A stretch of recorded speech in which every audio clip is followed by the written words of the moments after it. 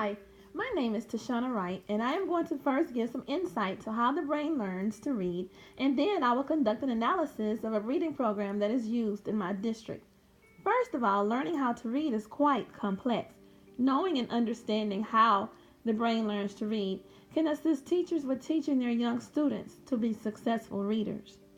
According to Sousa, when learning how to read, there are three neural systems that are required to work together: the visual processing, which goes into auditory processing, which then goes into understanding what it means.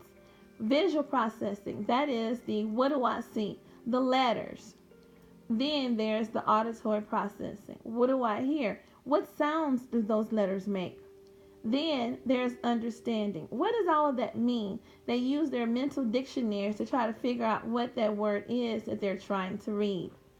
Also, with learning how to read, readers go through three phases. The first phase, that's the pictorial stage. That's when the child's brain photographs words and visually adjusts to the shape of those alphabet letters. So that's when they are visualizing those letters. The second phase, that's the phonological stage. That's where decoding occurs, and they're trying to sound those words out. And then there's the third phase.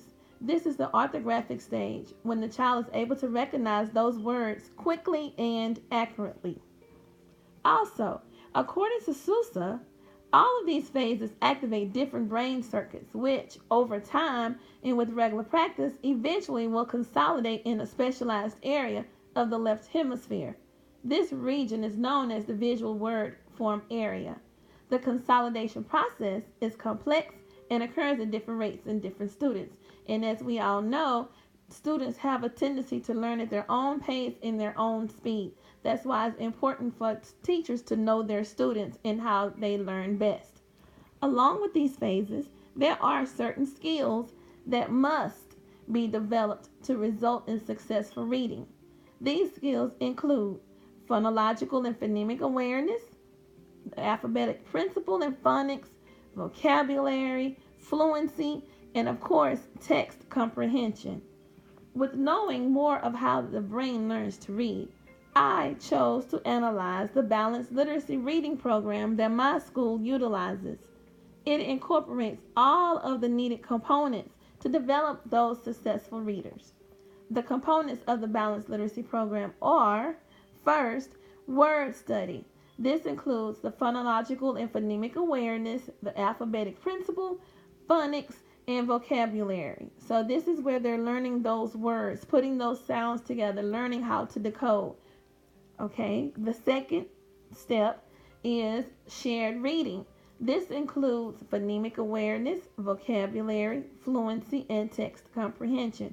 Shared reading is when there's one text that is in front of the students, the teacher and students both read that text. And that's when that teacher is able to show them and pull in that vocabulary and any phonics or skills that they are working on and tied into what they are reading. Then there's the teacher interactive read aloud. This is when teachers model and read aloud to students. This includes vocabulary, fluency, and text comprehension. That fluency, because they are seeing how the teacher reads, and they'll be able to hopefully be able to read fluently after watching and listening to their teacher. And one of the most important components is guided reading. That is when teachers pull small groups to their tables while other students are doing various other activities, but the students come to the table and the teacher is able to fine-tune those skills and try to close in certain gaps. This includes all skills necessary to develop successful reading.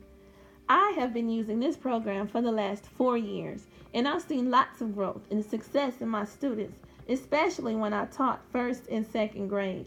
I love this program because it incorporates all components of reading. Students have that opportunity to learn from their teachers and then implement what they have learned. Teachers are to use this program daily with fidelity at my campus. However, teachers that teach 4th or 5th grade have to alternate the shared reading and interactive read aloud Of course, because of time factors and because their students are hopefully higher than those first and second graders.